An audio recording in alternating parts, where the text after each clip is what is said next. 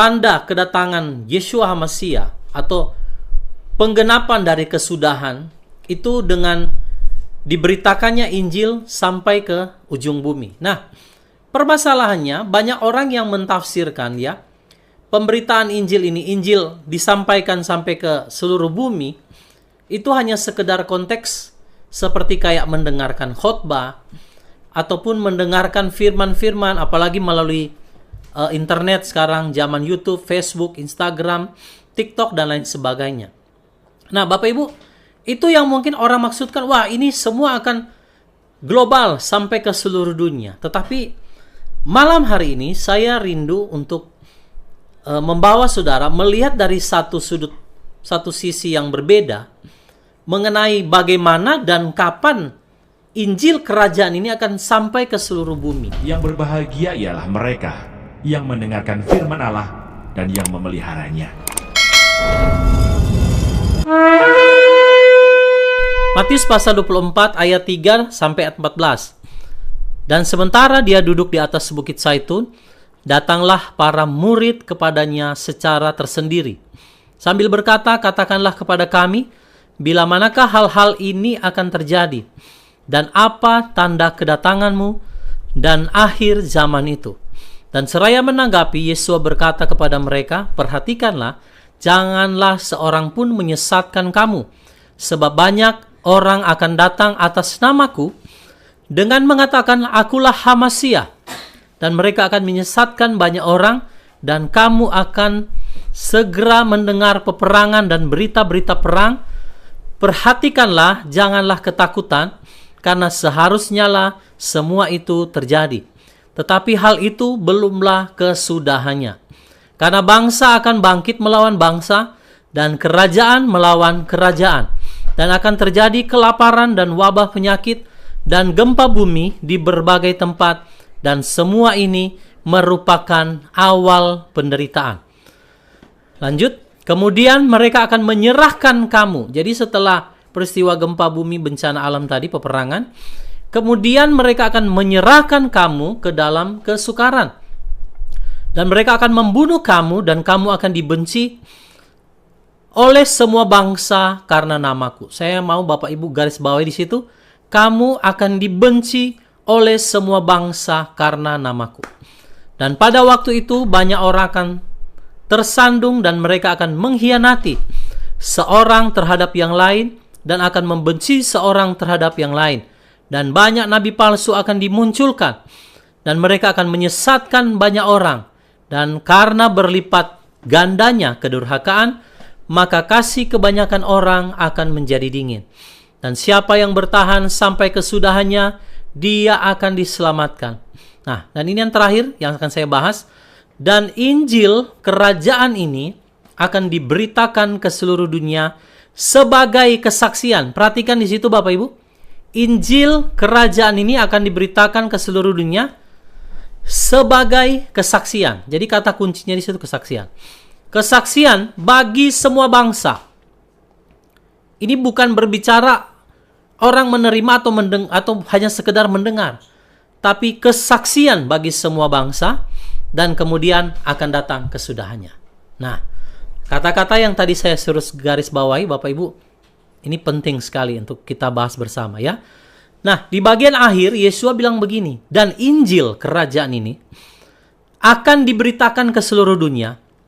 Bukan hanya sekedar diberitakan, disampaikan, bukan hanya sekedar diberitakan mungkin lewat pemberitaan sosial media atau khotbah ataupun berbagai macam media ya, apapun itu. Bahkan ada saya dengar di pulau-pulau tertentu, di terpencil ya, daerah-daerah terpencil, itu kitab sucinya dibagi melalui helikopter ya. Tetapi Bapak Ibu perhatikan di situ, Injil kerajaan ini akan diberitakan ke seluruh dunia sebagai kesaksian. Jadi pemberitaan Dafar Elohim bukan hanya sekedar pemberitaan biasa, tetapi kesaksian. Nah, yang akan kita lihat kesaksian seperti apa ya Bapak Ibu ya. Nah, kita akan melihat dulu, kan tadi dibilang bahwa Injil ini harus diberitakan ke seluruh dunia sebagai satu kesaksian, maka akan datang kesudahannya. Nah, lihat dulu di sini di layar ya. kesudahan di situ kesudahan yang seperti apa? Ya, kalau kita bicara secara umum orang bilang kiamat. Nah, kiamat itu yang bagaimana? Ya kan? Atau kalau orang percaya bilang kedatangan Yeshua Mesias. Nah, kata kesudahannya di dalam kitab yang tadi kita baca Matius pasal 24 itu di dalam bahasa Yunani adalah telos. Telos atau juga bisa dibilang telios. Nah, telos di situ adalah pengertiannya akhir atau batas di mana suatu hal berhenti. Ya, atau juga dikatakan selalu merupakan akhir dari suatu tindakan atau keadaan. Tetapi bukan akhir dari satu periode waktu. Jadi artinya begini. Telos itu adalah satu rentang waktu, periode yang ditetapkan oleh Bapa tentang kesudahan. Nah, setelah kesudahan ini sebenarnya masih ada. Jadi kedatangan Yeshua itu kan ada dibagi dengan beberapa periode. Yang pertama itu adalah ketika dia menjemput kita di awan-awan. Itulah rapture. Nah, yang kedua, ketika sudah diangkat ke awan-awan, pesta pernikahan domba, lalu akan kembali, second coming di kitab Sakaria, dia akan menginjakan kaki di bukit Zaitun.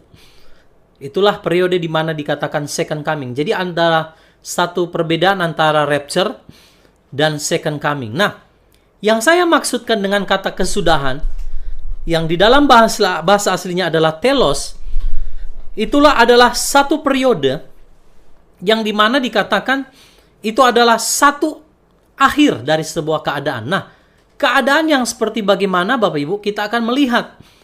Jadi Injil ini akan diberitakan baru kesudahannya akan tiba, yaitu telos atau kedatangan Yeshua HaMashiach untuk menjemput kita di awan-awan permai. Itulah telos. Nah, setelah kedatangan ini kan masih ada lagi ya, di mana Yeshua akan datang ke bumi bersama orang kudus, ya, dan memerintah di bumi di dalam kerajaan 1000 tahun. Itu periode berikut. Jadi yang dimaksud kesudahan di sini kita harus paham dulu, itu bukan berbicara akhir, bukan. Tapi kesudahan di sini adalah rentang waktu satu periode di mana Yeshua akan segera datang. Itu yang dimaksud dengan kesudahan. Ya. Nah, mari saudara kita akan melihat sama-sama. Jadi, di sini yang dimaksudkan kesudahan itu bukan kiamat ya Bapak Ibu. Tetapi ada peristiwa kelanjutan setelah kesudahan ini. Jadi periode ini selesai, nanti kita akan masuk di periode berikutnya yaitu kerajaan 1000 tahun. Nah, jadi Bapak Ibu, masa kesukaran yang tadi saudara baca, ya ada peperangan di sana, ada kelaparan, ada bencana alam, ada juga penyakit sampar, semua itu adalah periode yang tadi saya katakan yang akan diakhiri dengan kedatangan Yeshua sebagai penutup. Itu yang tadi saya katakan telos. Ya, jadi urutan peristiwa yang terjadi dalam kitab Matius pasal 24 itu adalah satu rangkaian periode waktu. Jadi dari mulai permulaan penderitaan menjelang zaman baru, lalu peperangan, munculnya nabi palsu, gempa bumi, ya, lalu ada penyakit sampar dan lain sebagainya. Itu adalah satu rentang waktu periode yang nanti akan ditutup telos dengan kedatangan Yeshua Mesias. Tapi itu kan bukan akhir. Nanti masih ada berikutnya. Nah, jadi saudara paham dulu bahwa yang Yeshua maksudkan di sini, kesudahan itu adalah dengan ketika dia datang, menutup periode, satu periode yang namanya masa tribulasi, ya. Nah, jadi Bapak Ibu, di masa kesukaran yang besar itu akan muncul Mesias palsu, akan muncul nabi palsu. Nah, Bapak Ibu, kalau yang dikatakan nabi palsu itu kan banyak ya. Nabi-nabi palsu akan bermunculan, termasuk nabi palsu yang saya bahas dalam kitab Wahyu pasal 13, yang dimana dia bertanduk seperti anak domba, tapi mulutnya seperti mulut naga. Itu nabi palsu yang berbicara, nabi palsu tunggal, ya, yang akan duet bersama dengan anti-Mesias. Tapi yang saya maksudkan dalam Matius 24 ini adalah nabi-nabi palsu yang akan muncul dengan ajaran-ajaran yang menyesatkan banyak orang, Bapak Ibu. Nah, kalau dibilang Mesias palsu, mungkin Bapak Ibu pernah ikut seminar, terutama yang di kota-kota pilar, Mesias palsu itu kan hanya satu, yaitu pembinasa keji. Jadi di rentang satu periode itu, masa tribulasi, semuanya akan muncul. Nabi palsu muncul, Mesias palsu, pembinasa keji, yang akan mengadakan perjanjian damai 1 kali 7 masa. Itu akan muncul. Itulah satu periode yang nanti akan ditutup dengan kedatangan Yeshua HaMasyiah di awan-awan permai. Nah, jadi kalau dibilang Injil ini akan diberitakan sampai ke ujung bumi, baru kesudahannya tiba, berarti Bapak Ibu, Injil ini akan terus diberitakan melalui kesaksian, baru muncul Yeshua di awan-awan.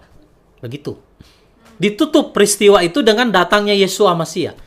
Nah, di dalam satu periode itu semua peperangan ada, gempa bumi ada, munculnya pembinasa keji, Mesias palsu ada di sana, penyakit sampar ada di sana, semua itu satu periode.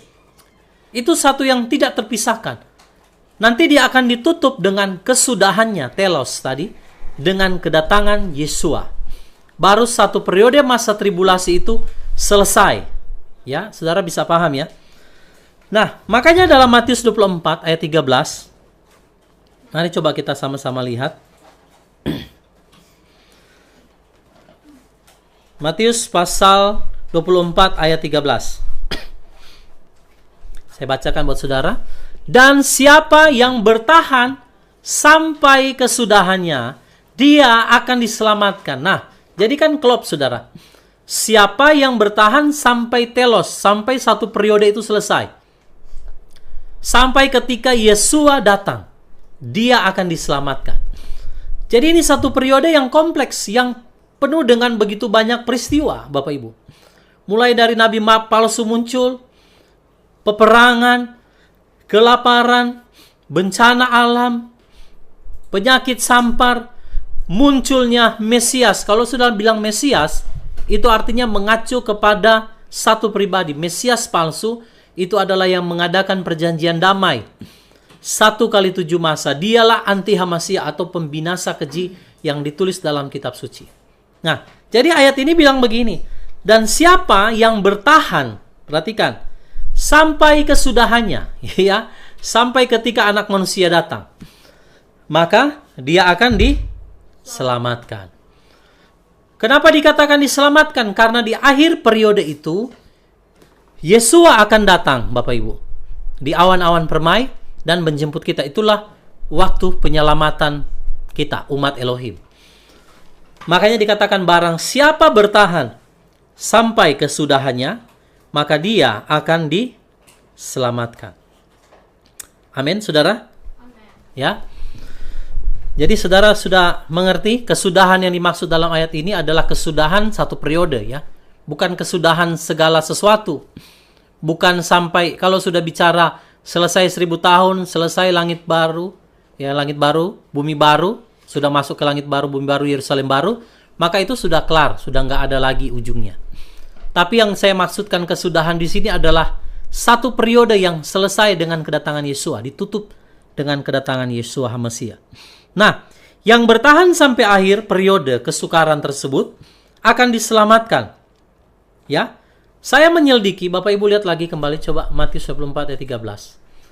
Saya melihat dan menyelidiki kata kesudahan di situ sama dengan kata kesudahan di Matius pasal 24 ayat yang ke-14. Coba kita balik lagi ke ayat yang panjang yang bagian akhir tadi. Nah, ini kan. Kemudian akan datang kesudahannya. Nah, kesudahan di situ ada, ya kan? Baru kita kembali lagi ke ayat 13. Ya, siapa yang bertahan sampai kesudahannya? Saya udah cek dan lihat. Itu sama, telos. Jadi kesudahan dari satu akhir, dari satu periode, di mana yang akan ditutup dengan kedatangan Adonai Yeshua HaMasyiah di awan-awan.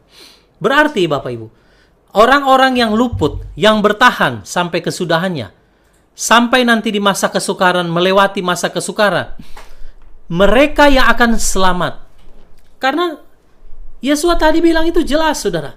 Semua peristiwa termasuk munculnya pembinasa keji, itu ada di satu periode itu. Jadi periode itu, Bapak Ibu dengar baik-baik. Begini, saya mau sampaikan ini supaya kita lebih paham. Yang dimaksud kesudahan itu adalah kedatangan Yesua. Jadi kalau orang berkata begini, mempelai akan diangkat sebelum pembinasa keji muncul, itu tidak masuk dalam periode ini. Berarti periode ini salah. Ya, saudara paham? Karena apa? Karena kesudahan itu akan ditutup lewat kedatangan Yesua. Berarti kalau Yesua sudah datang di awan-awan permai, tetapi pembinasa kejinya belum muncul, ini ada sesuatu yang salah. Kenapa saya katakan salah? Karena Yesua menggenapi kesudahannya, tetapi satu periode belum genap, belum muncul Mesias palsu. Bapak Ibu bisa paham?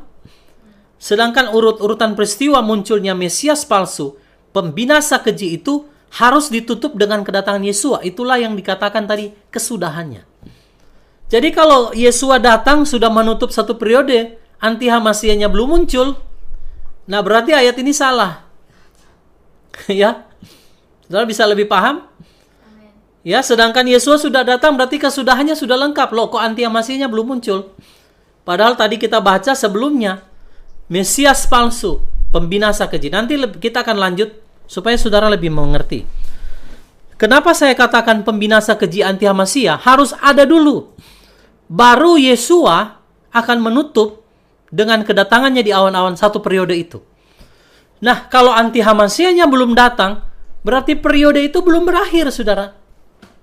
Jadi Yesua belum akan turun di awan-awan. Belum bisa menutup periode itu karena firman-Nya belum digenapi dengan utuh. Saudara bisa paham? Ya, bisa mengerti ya? Nah, oke. Mari, ini pembahasan yang sangat menarik sekali.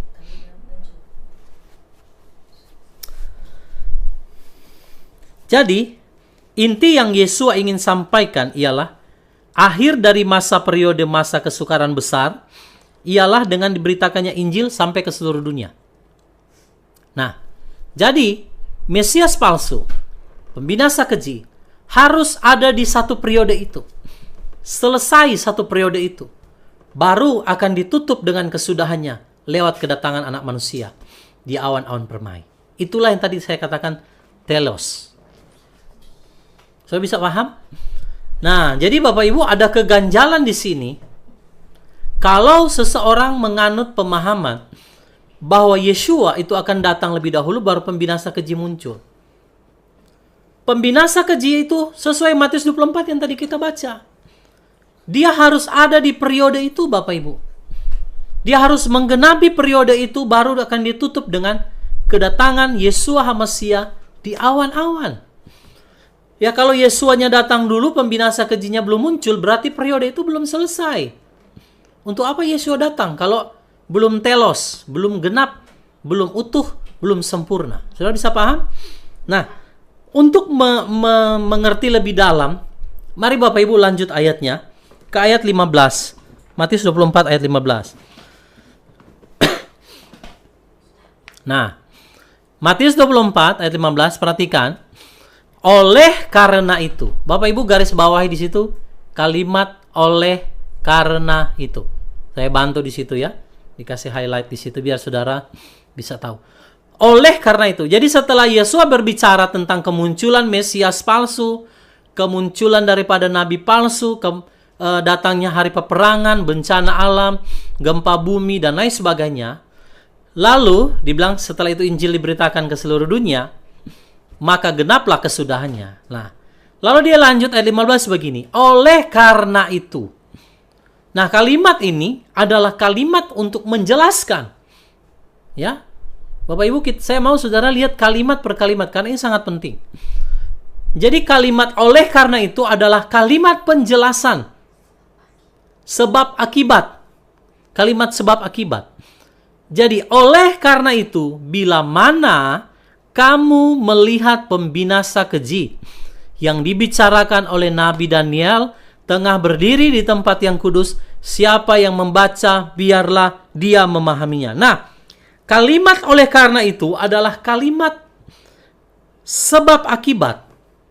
Ya, artinya gini, dengan munculnya pembinasa keji dan hubungannya dengan peristiwa-peristiwa yang terjadi di dalam Matius pasal 24, ya, baik sebelum maupun sesudah kemunculan dari pembinasa keji ini.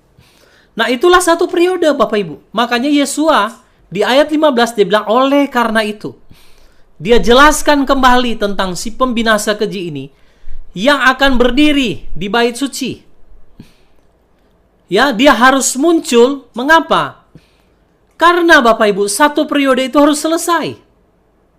Maka, penjelasan dari ayat yang pertama sampai ayat yang ke-14, semua itu sudah ada, termasuk di dalamnya Sang Mesias palsu ada di sana.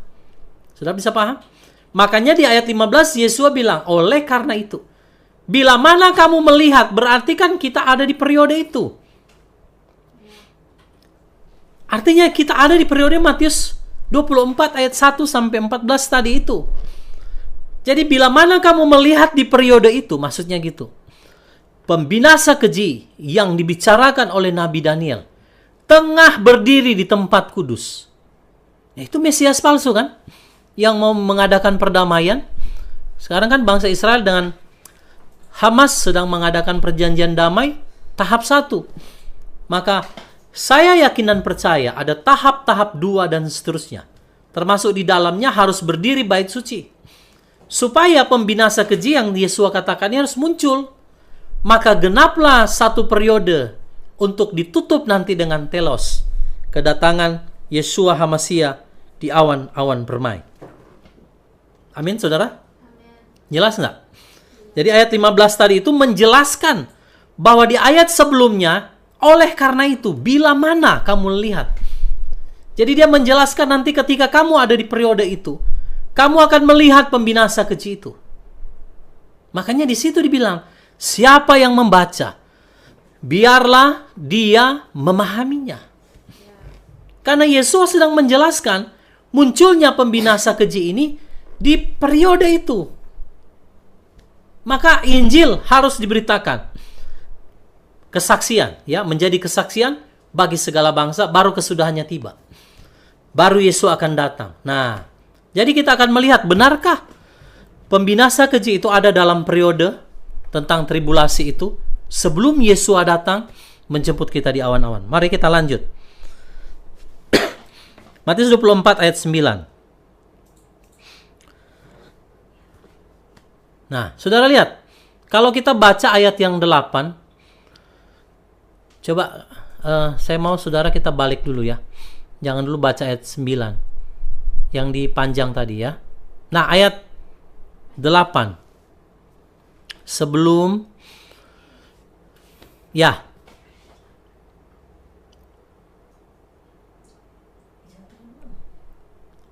situ kan saudara lihat ayat yang ke-9. Kemudian mereka akan menyerahkan kamu ke dalam kesukaran, dan mereka akan membunuh kamu, dan kamu akan dibenci oleh semua bangsa karena namaku. Nah, Bapak Ibu, coba di situ ayat yang tadi ya, sebelum dari kalimat tadi itu, saudara lihat.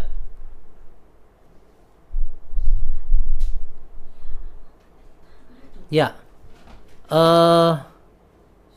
Dan ini semua adalah merupakan awal penderitaan, ya. Nah, jadi di atas itu, sebelum ayat 9 ini, di situ dijelaskan ada kelaparan, ada wabah penyakit, gempa bumi, ada terjadi bangsa bangkit melawan bangsa, ya kan? Nah, itu kan semua merupakan awal penderitaan. Nah, jadi ini periode dalam masa tribulasi, makanya ada tribulasi, ada the great tribulasi. Ya. Nah, ini dikatakan ini adalah merupakan awal penderitaan. Setelah bangkit bangsa melawan bangsa, bangkit melawan bangsa, kerajaan melawan kerajaan, ada wabah penyakit, gempa bumi.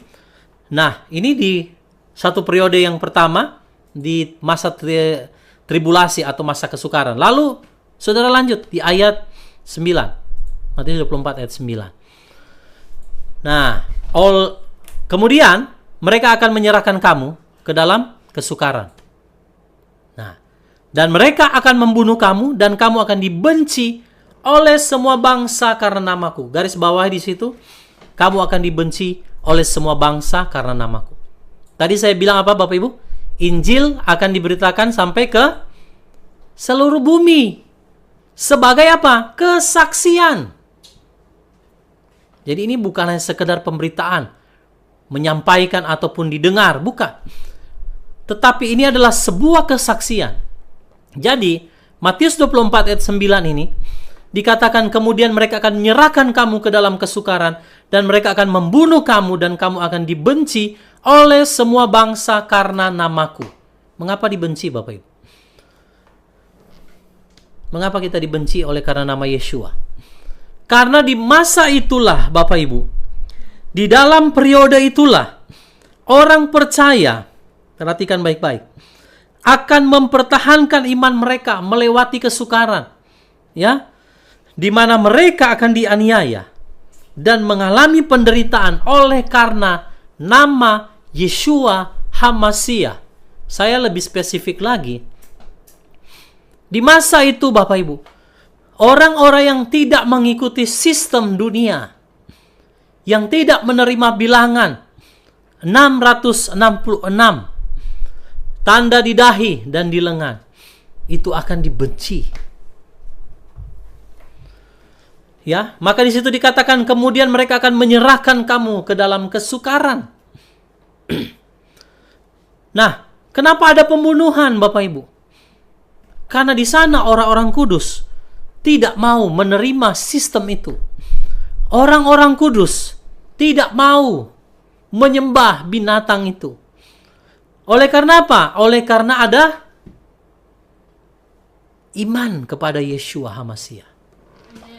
Nah, makanya itu akan menjadi kesaksian bagi segala bangsa.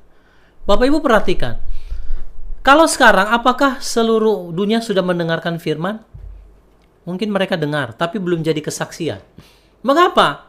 Karena orang percaya belum banyak yang bisa menjadi saksi bagi dunia. Sehingga Injil itu belum bisa diberitakan menjadi satu kesaksian. Hanya diberitakan melalui satu pemberitaan saja. Tapi bukan pemberitaan sebagai kesaksian. Karena tadi dibilang Injil ini harus diberitakan ke seluruh bumi sebagai satu kesaksian. Bukan sebagai sesuatu yang didengar atau sebagai sesuatu yang diterima. Tidak, saudara. Sebagai satu kesaksian. Nah, kesaksian yang bagaimana? Matius 24 ayat 9. Coba tampilkan lagi ayatnya. Jadi Injil diberitakan sampai ke ujung dunia, menjadi kesaksian.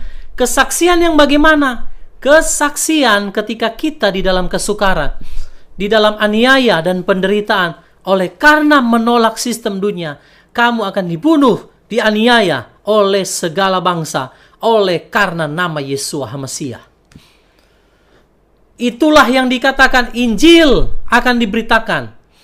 Semua bangsa akan membenci kita. Justru disitulah Injil itu akan diberitakan sebagai satu kesaksian. Oh, ternyata ada orang-orang yang melawan arus. Oh, ternyata ada orang-orang yang menentang sistem. Oh, ternyata ada orang-orang percaya yang tidak mau tunduk kepada anti HaMasiah. Dan mereka akan dianiaya, dibunuh. Mereka akan disiksa. Dan di situ kesaksian mereka akan tersebar sampai ke seluruh dunia.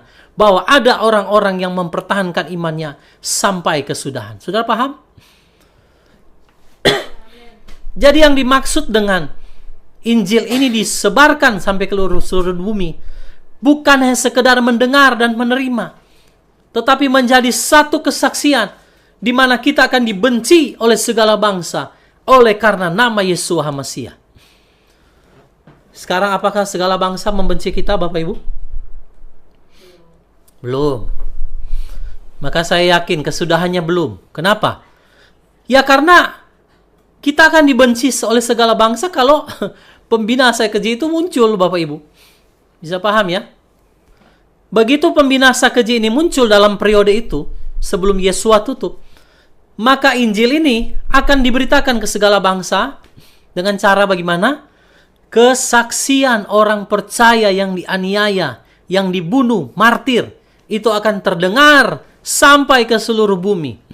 Makanya kita harus baca ayat itu, harus benar-benar paham. Jangan cuma sekedar baca. Mari lihat lagi yang ayat atas yang pertama kita baca, supaya saudara bisa paham.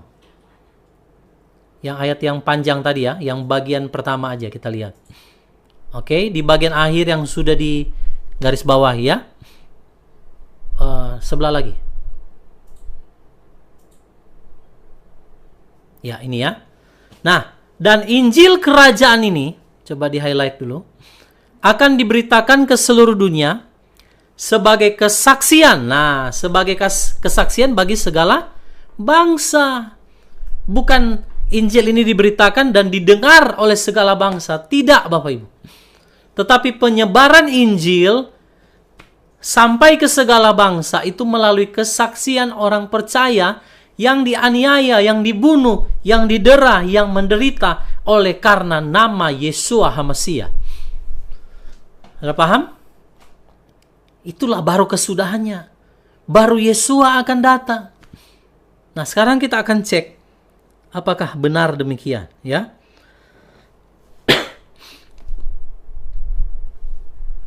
Oke, mari melihat saudara. Wahyu 11 ayat 7 dan ayat 9.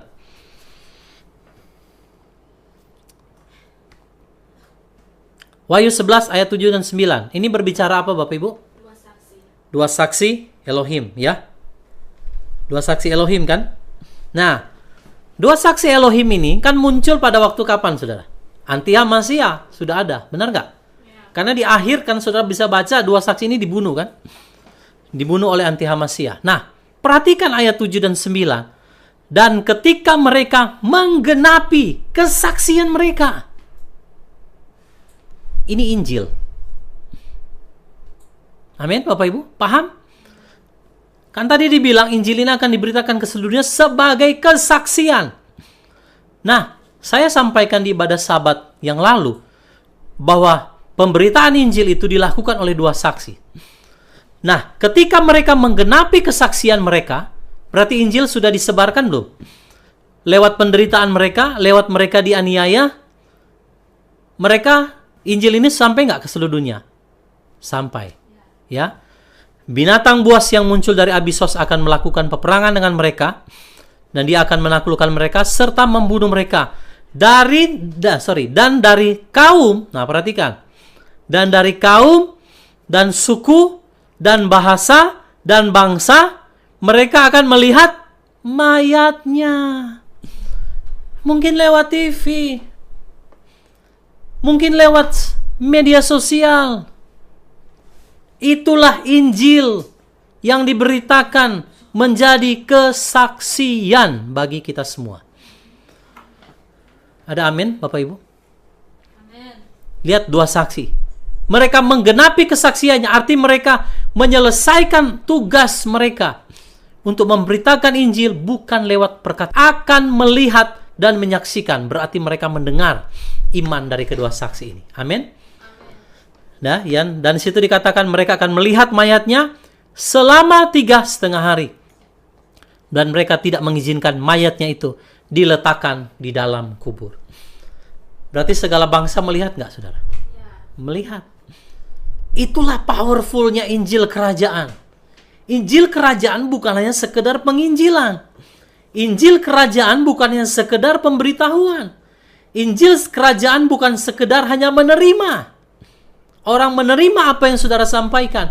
Tetapi Injil kerajaan adalah kesaksian orang percaya yang dianiaya, bahkan martir oleh karena nama Yeshua HaMasiah. Barulah kesudahannya. Saudara nangkap? Ya. Jadi ini nggak bisa terjadi, saudara. Rapture belum bisa terjadi tanpa Injil ini menjadi kesaksian bagi segala bangsa. Ya. Nah, Bapak Ibu lihat di berita yang viral hari ini terjadi persekusi bagi orang-orang Kristen di mana? Nigeria. Di gereja-gereja ditembaki, saudara. Dibunuh dalam gereja loh, saudara. Dan Nigeria itu mengalami pembantaian orang percaya. Sudah jutaan yang mati, saudara. Dari mana kita mendengarkannya? Apakah orang-orang ini berbicara Injil kepada kita? Tidak. Apakah mereka memberitakan Injil kepada saudara? Tidak. Tapi di mana saudara bisa melihat mereka dan menyaksikan iman mereka? Lewat sosial media. Saudara lihat, Injil kerajaan tanpa bicara, tapi melalui kesaksian, itu telah dilihat oleh seluruh dunia. Bahkan seluruh dunia, mata mereka sedang tertuju ke Nigeria. Karena ada persekusi orang percaya di sana. Jadi melalui itu saudara, maka kesaksian mereka membawa pemberitaan Injil sampai ke seluruh dunia. Jadi ingat, Injil kerajaan itu bukan hanya sekedar penyampaian ya seperti ini. Tapi kesaksian. Oleh karena nama Yeshua, saudara dan saya dianiaya, maka Injil itu akan sampai ke seluruh dunia. Maka Injil akan dilihat, akan didengar, akan diterima oleh banyak orang. Bahwa benar ada orang percaya yang bertahan sampai kesudahnya, sampai penghabisannya. Mereka tidak pernah menerima akan sistem dunia ini. Mereka tidak pernah tunduk kepada anti-Masiah. Itulah yang dikatakan baru setelah itu kesudahannya. Ya. Jadi Bapak Ibu, kesudahan periode kesukaran akan genap ketika orang-orang percaya dianiaya, bahkan dibunuh, dan kesaksian mereka sampai ke telinga seluruh penduduk bumi oleh karena iman mereka. Seperti yang terjadi di Nigeria. Maka apa yang terjadi di Nigeria, itu akan nanti terjadi di masa kesukaran. Semua orang akan melihat, semua bangsa akan melihat bagaimana ada orang-orang termasuk 2 saksi akan dibunuh. Tadi saudara lihat sendiri kan? Saudara lihat sendiri bagaimana saudara orang-orang di Nigeria yang dibunuh. Ya, benar, Ibu Lilis. Memang Injil itu kan harus disampaikan ya. Injil yang disampaikan itu baik, tapi tidak semua kan bisa melihat ya. Karena menurut saya pribadi begini, seperti kalau saudara mengkhotbahkan sesuatu, khotbah yang powerful itu adalah bukan sekedar hanya pengetahuan.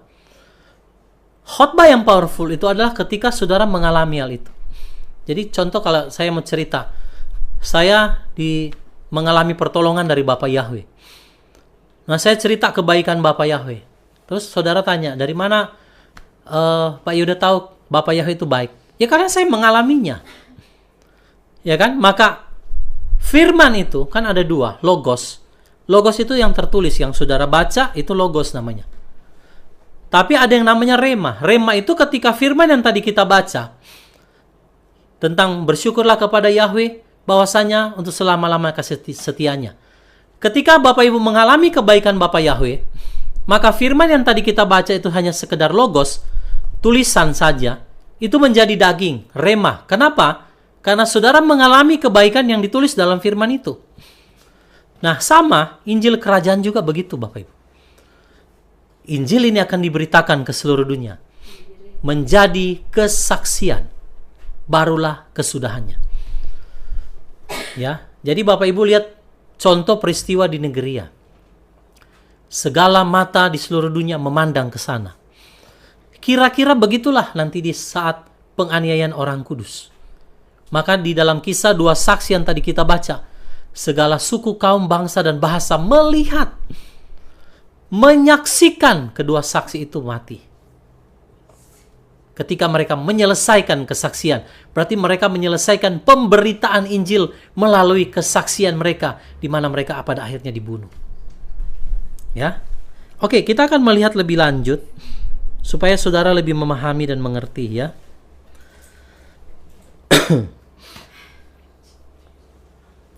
Nah, Bapak Ibu, jadi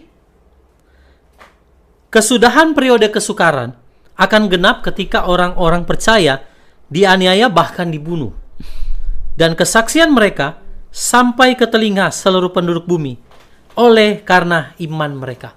Maka di dalam Wahyu juga ditulis mereka mengalahkan binatang itu dengan apa? Perkataan kesaksian mereka. Jadi bukan hanya sekedar kesaksian biasa. Di situ dibilang mereka tidak menyayangkan nyawanya sampai ke dalam maut. Berarti Mereka mengalahkan binatang itu lewat kesaksian mereka yang berani martir, berani dibunuh, dianiaya oleh karena menolak sistem itu. Maka lewat kesaksian itu akan tersebar ke seluruh dunia dan seluruh mata akan melihat. Maka Injil kerajaan itu akan sampai ke seluruh dunia. Baru kesudahannya akan tiba. Oke, mari kita melihat apa yang dikatakan oleh Rabi Saul atau Rasul Paulus, ya. Kesaksian. Jadi Injil kerajaan itu berkaitan dengan kesaksian. Kesaksian iman di masa kesukaran. Itu yang saya ingin tekankan. Jadi yang dimaksudkan dengan pemberitaan Injil ini bukan Injil hanya sekedar, dan mereka akan menyampaikan kesaksian mereka sehingga seluruh dunia akan melihatnya. Mana?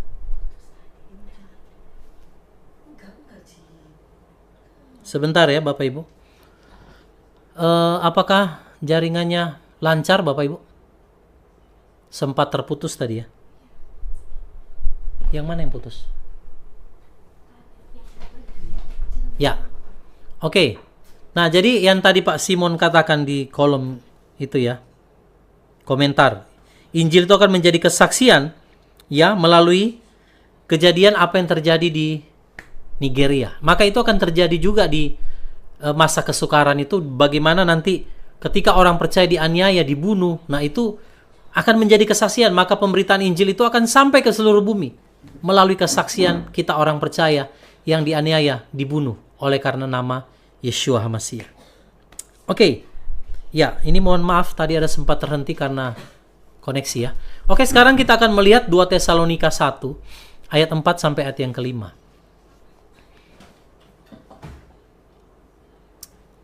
2 Tesalonika 1 ayat 4 sampai 5, maka dari itu kami sendiri bermegah di antara kamu dalam gereja-gereja Elohim atas ketabahan dan imanmu dalam semua penganiayaan dan kesukaranmu yang sedang kamu tanggung. Suatu bukti penghakiman Elohim yang adil bahwa kamu dipandang layak bagi kerajaan Elohim yang baginya pula kamu menderita. Nah, Bapak Ibu, konteks kesaksian di sini, ya, saudara lihat bahwa Rasul Paulus juga berkata bahwa di situ ada kehilat atau gereja, ya. Dikatakan mereka tabah di dalam iman, di dalam aniaya, di dalam kesukaran yang mereka tanggung oleh karena apa? Oleh karena kerajaan Elohim. Itulah Injil kerajaan. Kesaksian di mana kita menderita, kita tabah di dalam iman, sekalipun dalam penderitaan, maka itu akan menjadi kesaksian Bapak Ibu bagi segala bangsa dan suatu bukti penghakiman Elohim yang adil bahwa kamu dipandang layak bagi kerajaan Elohim, layak menerima kerajaan itu kalau kamu menderita bagi kerajaan itu. Nah, itu maksudnya begitu kira-kira ayat ini. Saudara dianggap layak bagi kerajaan Elohim kalau engkau punya iman dan ketabahan menderita oleh karena pemberitaan kerajaan tersebut. Nah, caranya gimana? Kalau sekarang kita bicara kan kita nggak dianiaya. Benar nggak? Kalau saudara menyampaikan firman hanya sekedar seperti sekarang kan belum dianiaya. Tetapi yang dikatakan kamu layak bagi kerajaan itu kalau kamu menderita oleh karena pemberitaan Injil kerajaan itu. Melalui apa? Aniaya. Jadi Paulus bilang sama jemaat di Tesalonika, kami sendiri bermegah di antara kamu di dalam gereja-gereja Elohim atau kehilat, ya, atas ketabahanmu, ketabahan dan imanmu dalam semua penganiayaan dan kesukaranmu yang sedang kamu tanggung. Jadi gereja di Tesalonika bukan hanya sekedar menyampaikan firman, no. Mereka punya kesaksian lewat ketabahan iman. Ketika mereka dianiaya, ketika mereka mengalami kesukaran. Dan itu adalah satu bukti bahwa mereka layak bagi kerajaan Elohim. Sekarang Bapak Ibu, sesuai ayat ini, bisa nggak kita layak bagi kerajaan Elohim kalau kita nggak menderita bagi kerajaannya? Bisa? Satu bukti penghakiman Elohim yang adil, bahwa kamu dipandang layak bagi kerajaan Elohim, yang baginya pula kamu menderita. Jadi intinya gini, orang yang layak mendapatkan kerajaan adalah yang menderita bagi kerajaan itu. Nah, inilah Injil kerajaan. Injil kerajaan itu berbicara kesaksian, Bapak Ibu. Ketabahan iman orang percaya ketika mengalami penganiayaan, ketika mengalami persekusi, ketika mengalami yang namanya saudara pembunuhan. Bayangkan Bapak Ibu. Bahkan Rasul Paulus katakan, bagi mereka yang dianggap layak bagi kerajaan itu, apabila kamu menderita oleh karena kerajaan tersebut. Sekarang kalau orang tidak menjadi saksi di dalam pemberitaan Injil kerajaan ini, bagaimana mungkin mereka layak bagi kerajaan itu?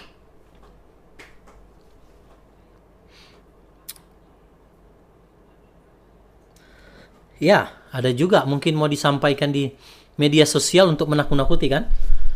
Supaya orang-orang yang beriman jangan sampai ikuti langkah mereka. Nanti dibunuh, dianiaya. Tetapi itulah ujiannya Bapak Ibu. Disitulah nanti kesaksian saudara dan saya yang menderita aniaya, yang menderita, saudara ya, kesukaran, penderitaan, aniaya, bahkan juga martir. Melalui itulah kesaksian, sehingga Injil kerajaan ini akan sampai ke segala bangsa.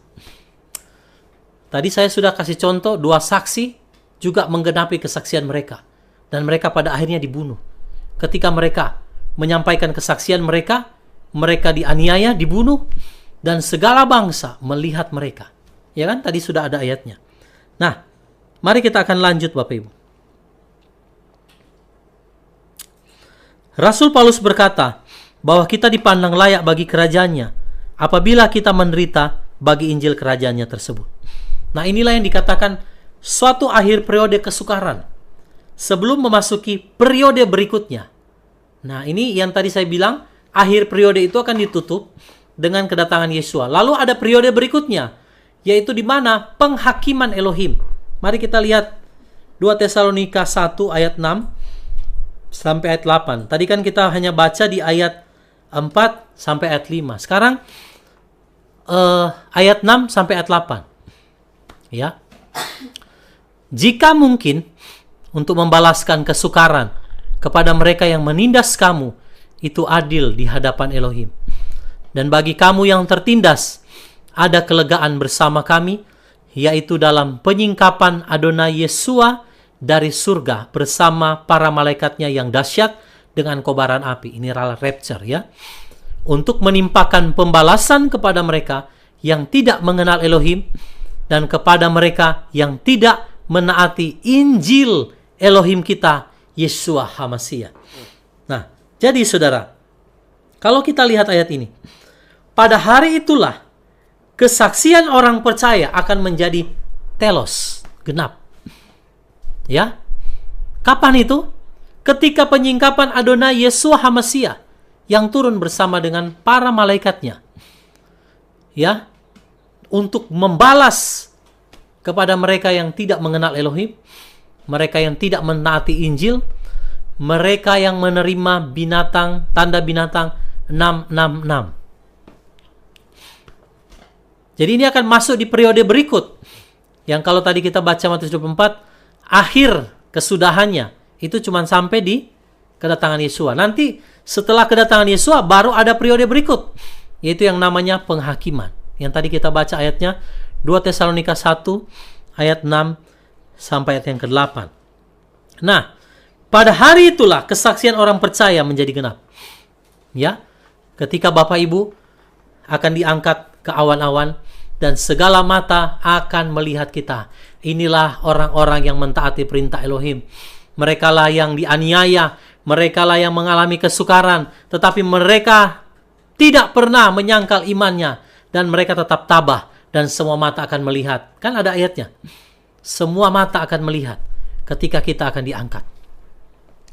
Dan itulah kesaksian, ya, sudah diberitakan ke seluruh dunia. maka akan ditutup dengan kedatangan Yeshua, di mana orang percaya, mempelai akan diangkat. Semua mata akan melihat, seluruh bumi akan melihat. Inilah kesaksian orang percaya yang benar-benar telah rela menderita, ya, bahkan kehilangan nyawanya oleh karena nama Yeshua HaMashiach. Maka periode ini harus genap dulu. Nah, Bapak Ibu yang selalu punya pemahaman bahwa kita akan rapture dulu, berarti saudara belum menggenapi satu periode ini, di mana Injil kerajaan itu diberitakan menjadi kesaksian bagi seluruh dunia. Saya rasa ayat ini akan menjadi janggal, saudara, kalau Yeshua datang sebelum satu periode itu selesai, sebelum Injil diberitakan menjadi kesaksian. Saudara lihat sendiri, bahkan Rasul Paulus, bahkan dua saksi Elohim, semua ada di periode itu. Mereka sampaikan tentang bagaimana kita harus menderita bagi kerajaan itu, supaya kita dipandang layak, supaya ketika Yeshua datang kita dianggap layak untuk dibawa. Inilah periodenya. Dan periode itu namanya tribulasi. Makanya dari awal saya sampaikan kepada Bapak Ibu Saudara bahwa kita tidak akan mengalami rapture sebelum satu periode ini akan digenapi dulu. Ya, kalau peperangan saudara sudah dengar, ya kan? Gempa bumi, bencana alam, sakit penyakit, wabah. Tetapi munculnya Mesias palsu ini belum. Makanya Yesus bilang, oleh karena itu, kalau kamu melihat pembinasa keji, ya, barang siapa yang membacanya, dia harus memahaminya. Ya. Nah, jadi Bapak Ibu Saudara yang terkasih, kesaksian ini akan ditutup lewat kedatangan Yeshua HaMashiach di awan-awan untuk menjemput kita. Itulah, jadi pekabaran yang dimaksud dengan Injil kerajaan yang akan disampaikan ke seluruh dunia ini bukan bicara-bicara aja, ya saudara. Bukan sekedar menyampaikan, tetapi ini melalui kesaksian yang kita alami ketika kita dianiaya, tapi kita bertahan dalam iman, ketabahan kepada Yeshua HaMashiach. Nah, mari lihat 2 Tesalonika 1 ayat yang ke-10. Nah, ini yang luar biasa sekali ayat ini. Pada hari itulah kesaksian orang percaya menjadi genap. Ya, seperti yang Yesus sampaikan dalam Matius pasal 24 tadi yang kita sudah baca, ya. 2 Tesalonika 1 ayat yang ke-10. Pada saat dia datang untuk dimuliakan di antara orang-orang kudusnya dan dikagumi oleh semua orang percaya. Ini kan berbicara rapture berarti, ya. Karena pada hari itu kesaksian kami terhadap kamu telah dipercayai. Pada hari itulah Rasul Paulus bilang bahwa apa yang saya saksikan kepada kalian. Tadi kan dia bilang soal iman dan ketabahan jemaat di Tesalonika menanggung penderitaan dan kesukaran oleh karena kerajaan itu. Nah, dan dia katakan bahwa pada hari itulah maka kesaksian kami terhadap kamu telah dipercayai. Jadi saya mau bilang juga, bagi orang-orang yang selalu hanya mau instan, ya, mau rapture dahulu sebelum menderita bagi kerajaannya, sebelum menyelesaikan satu periode ini. Saudara, pada saat itulah kesaksian dari apa yang saya sampaikan kepada saudara. Ketika engkau mempercayainya, maka saya katakan itu sebenarnya sudah terlambat. Mengapa Bapak Ibu? Karena kalau saat dia datang di antara orang kudus, dia datang di awan-awan permai dengan keagungan, dengan kemuliaan yang besar, baru saudara mau mempercayai kesaksian ini, maka semua itu saya katakan sudah terlambat. Maka marilah kita selama masih ada di periode ini, sebelum kedatangan Yesus HaMashiach, kita memang akan mengalami yang tadi peristiwa-peristiwa itu, ya. Sehingga Injil kerajaan ini akan diberitakan sampai ke seluruh dunia. Melalui apa? Melalui kesaksian kita yang tidak menerima sistem binatang itu, yang tidak menyembah dia, yang tidak menerima bilangan namanya. Ya, dan seluruh dunia akan melihat hal itu. Inilah orang-orang yang berani memberontak, berani dibunuh, berani dianiaya dan menderita oleh karena mempertahankan iman mereka. Ya, kalau sekarang kenapa Injil itu belum diterima oleh sebanyak orang? Karena banyak orang percaya, orang Kristen, orang Nasrani, belum menjadi saksi. Iya kan? Hanya sekedar pintar aja ngomong. Ditanya firman, tahu semua firman, jago. Bahkan pola-pola Ibrani, gematria dan lain sebagainya. Tapi apakah itu powerful dan bisa sampai kepada segala bangsa terima? Belum. Orang akan melihat dan mereka kagum dan mereka akan mempercayai kesaksian ini ketika saudara mengalami hal itu yang tadi saya katakan. Menderita oleh karena kerajaan itu. Menderita oleh karena pemberitaan kerajaan itu. Baru dunia akan melihat. Baru mereka akan menerima kesaksian itu. Selama itu belum menjadi kesaksian, hanya sekedar teori, maka kesudahan segala sesuatu belum akan tiba, Bapak Ibu. Ya, apa yang saya katakan kepada saudara, ya dan amin, benar adanya. Saya sampaikan tadi semua melalui dua saksi, bahkan Rabi Saul yang mengkonfirmasi hal itu. Ya, bahwa kesudahan segala sesuatu tidak akan tiba, Bapak Ibu, sebelum kesaksian kita ini akan sampai ke segala bangsa. Baru kesudahannya tiba. Baru Yesus akan datang di awan-awan. Oke, kita akan melihat bagian berikutnya ya. Sekarang mari lihat Wahyu 14 ayat 6. Oke, saya tanya dulu kepada Bapak Ibu, saudara yang ada di YouTube ya, yang menyaksikan live stream ini.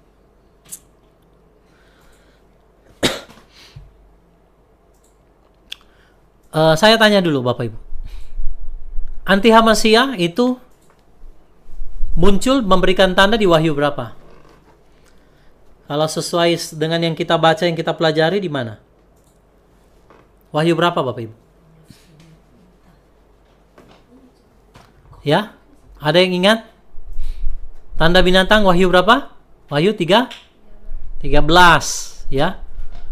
Wahyu 13, ingat ya. Jadi Wahyu 13 itu pembinasa keji.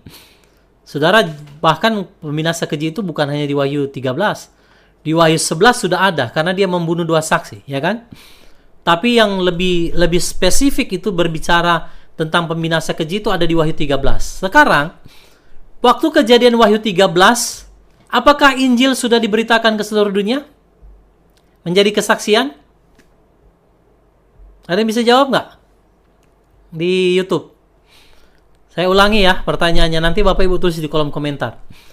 Waktu anti-Hamasia memerintah, memberlakukan sistemnya, ya, orang nggak bisa jual beli, ya, kalau nggak punya bilangan namanya. Ketika dia sudah memerintah ini, saudara, dan dia berkuasa, apakah Injil sudah diberitakan menjadi kesaksian bagi seluruh dunia? Sudah belum? Saya jawab ya. Mungkin Bapak Ibu, ini kan delaynya lama kalau di YouTube. Tapi saya mau bilang belum. Mengapa belum? Ada ayatnya. Jadi waktu anti-Hamasia memerintah, sistemnya diberlakukan itu, Injil belum diberitakan di seluruh dunia. Berarti belum kesudahannya. Berarti Yesus belum datang. Di mana Pak ayatnya? Oke. Mari sama-sama kita lihat. Ya, waktu anti-Hamasia, pemberitaan Injil kerajaan ini belum sampai ke seluruh bumi. Akan mulai menggenapi ke sana. Nah, saudara, Wahyu 13 kan tadi. Sekarang Bapak Ibu lihat Wahyu 14. Berarti ini setelah anti-Hamasia sudah berkuasa, tetapi Injil itu belum menjadi kesaksian. Nanti di masa itulah ketika terjadi aniaya, maka Injil itu akan diberitakan. Nah, mari lihat Wahyu 14 ayat yang ke-6.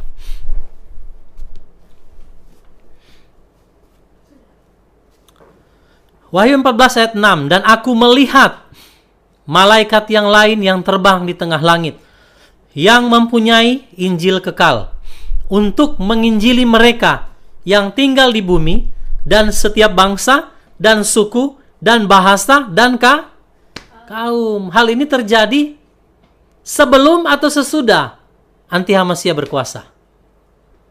Wahyu 14 loh ini, saudara. Berarti sebelum apa sesudah? Sesudah. Maka saya bilang tadi anti-Hamasiyah berkuasa. Dalam Wahyu pasal 13, Injil ini belum sampai ke seluruh bumi. Sedang menggenapi. Maka dalam Wahyu 14 itu malaikat pun ambil bagian. Ya. Kenapa malaikat harus menginjili sampai ke seluruh bangsa, kaum dan bahasa kalau rapture sudah terjadi? Nah, ini kan dilema. Kalau Bapak Ibu yang bilang begini, "Oh Pak, kita nggak melihat anti-Hamasiyah. Kita di rapture." Oke. Sesuai Matius 24 tadi katakan, Injil harus diberitakan sampai ke ujung dunia, ke seluruh bumi. Baru kesudahannya. Nah, sekarang di Wahyu 14 masih ada malaikat yang memberitakan Injil sampai ke segala bangsa, suku, kaum, dan bangsa. Ini sudah di masa anti-Hamasiyah. Kok masih ada malaikat menginjil? Berarti jawabannya satu, simple. Berarti masa kesudahannya belum tiba. Berarti Yesus belum datang, belum terjadi rapture. Maka sekalipun anti-Hamasiyah sudah berkuasa, saudara lihat Wahyu 14. Malaikat masih terlibat dalam pemberitaan Injil. Orang percaya di bumi mengalami aniaya sebagai bentuk kesaksian mereka untuk mengalahkan binatang itu.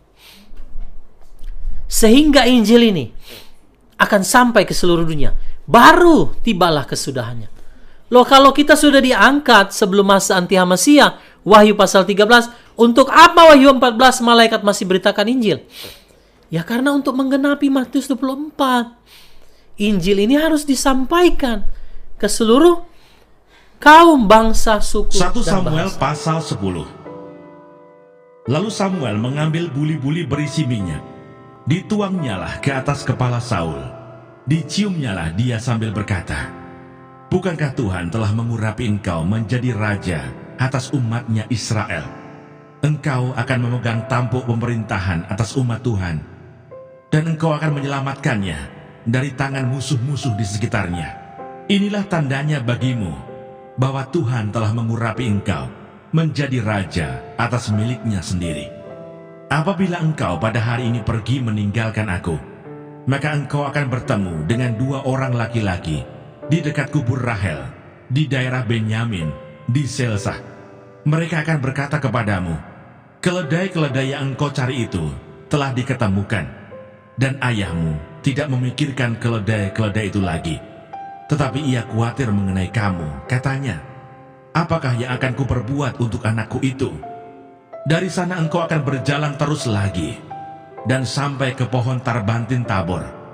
Maka di sana engkau akan ditemui oleh 3 orang laki-laki yang naik menghadap Allah di Betel. Seorang membawa 3 ekor anak kambing, seorang membawa 3 ketul roti, dan yang lain lagi sebuyung anggur. Mereka akan memberi salam kepadamu dan memberikan kepadamu 2 ketul roti yang akan kau terima dari mereka. Sesudah itu engkau akan sampai ke Gibea Allah, tempat kedudukan pasukan orang Filistin. Dan apabila engkau masuk kota, engkau akan berjumpa di sana dengan serombongan nabi yang turun dari bukit pengorbanan dengan gambus, rebana, suling, dan kecapi di depan mereka. Mereka sendiri akan kepenuhan seperti nabi. Maka roh Tuhan akan berkuasa atasmu. Engkau akan kepenuhan bersama-sama dengan mereka dan berubah menjadi manusia lain. Apabila tanda-tanda ini terjadi kepadamu, lakukanlah apa saja yang didapat oleh tanganmu, sebab Allah menyertai engkau.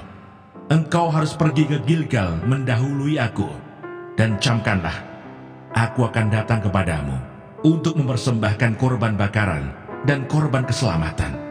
Engkau harus menunggu 7 hari lamanya, sampai aku datang kepadamu dan memberitahukan kepadamu apa yang harus kau lakukan." Sedang ia berpaling untuk pergi meninggalkan Samuel, maka Allah mengubah hatinya menjadi lain. Dan segala tanda-tanda yang tersebut itu terjadi pada hari itu juga. Ketika mereka sampai di Gibea dari sana, maka bertemulah ia dengan serombongan nabi. Roh Allah berkuasa atasnya, Dan Saul turut kepenuhan seperti nabi di tengah-tengah mereka. Dan semua orang yang mengenalnya dari dahulu melihat dengan heran bahwa ia bernubuat bersama-sama dengan nabi-nabi itu. Lalu berkatalah orang banyak yang satu kepada yang lain, apakah gerangan yang terjadi dengan anak Kis itu? Apa Saul juga termasuk golongan nabi? Lalu seorang dari tempat itu menjawab, siapakah bapa mereka? Itulah sebabnya menjadi peribahasa, apa Saul juga termasuk golongan nabi? Setelah habis ia kepenuhan seperti nabi, pulanglah ia.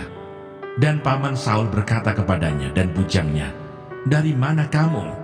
Jawabnya, mencari keledai-keledai itu. Tetapi ketika tidak terlihat, maka kami pergi kepada Samuel. Kemudian paman Saul itu berkata, coba ceritakan kepadaku, apa yang dikatakan Samuel kepada kamu? Kata Saul kepada pamannya itu, terus saja diberitahukannya kepada kami, bahwa keledai-keledai itu telah diketemukan. Tetapi perihal menjadi raja yang telah dikatakan Samuel kepadanya, tidak diceritakan kepadanya. Saul menjadi raja dengan undian. Kemudian Samuel mengerahkan bangsa itu ke hadapan Tuhan di Mizpah. Dan ia berkata kepada orang Israel itu, beginilah firman Tuhan Allah Israel, aku telah menuntun orang Israel keluar dari Mesir dan telah melepaskan kamu dari tangan orang Mesir dan dari tangan segala kerajaan yang menindas kamu. Tetapi sekarang kamu menolak Allahmu yang menyelamatkan kamu dari segala malapetaka dan kesusahanmu dengan berkata, tidak, angkatlah seorang raja atas kami. Maka sebab itu, berdirilah kamu di hadapan Tuhan, menurut sukumu dan menurut kaummu. Lalu Samuel menyuruh segala suku Israel tampil ke muka, maka didapati suku Benyamin. Sesudah itu, disuruhnyalah suku Benyamin tampil ke muka, menurut kaum keluarganya. Maka didapati kaum keluarga Matri. Akhirnya disuruhnyalah kaum keluarga Matri tampil ke muka seorang demi seorang. Maka didapati Saul bin Kis. Tetapi ketika ia dicari, ia tidak diketemukan. Sebab itu ditanyakan pula lah kepada Tuhan, apa orang itu juga datang kemari? Tuhan menjawab, sesungguhnya ia bersembunyi di antara barang-barang. Berlarilah orang ke sana dan mengambilnya dari sana. Dan ketika ia berdiri di tengah-tengah orang-orang sebangsanya, ternyata ia dari bahu ke atas lebih tinggi daripada setiap orang sebangsanya. Dan Samuel berkata kepada seluruh bangsa itu, kamu lihatlah orang yang dipilih Tuhan itu, sebab tidak ada seorang pun yang sama seperti dia di antara seluruh bangsa itu. Lalu bersoraklah seluruh bangsa itu demikian, hidup raja. Kemudian Samuel menguraikan kepada bangsa itu tentang hak-hak kerajaan, menuliskannya pada suatu piagam, dan meletakkannya di hadapan Tuhan. Sesudah itu Samuel menyuruh seluruh bangsa itu pulang, masing-masing ke rumahnya. Saul pun pulang ke rumahnya, ke Gibea, dan bersama-sama dengan dia ikut pergi orang-orang gagah perkasa yang hatinya telah digerakkan Allah. Tetapi orang-orang dursila berkata, masakan orang ini dapat menyelamatkan kita? Mereka menghina dia dan tidak membawa persembahan. Yang berbahagia ialah mereka yang mendengarkan firman Allah dan yang memeliharanya.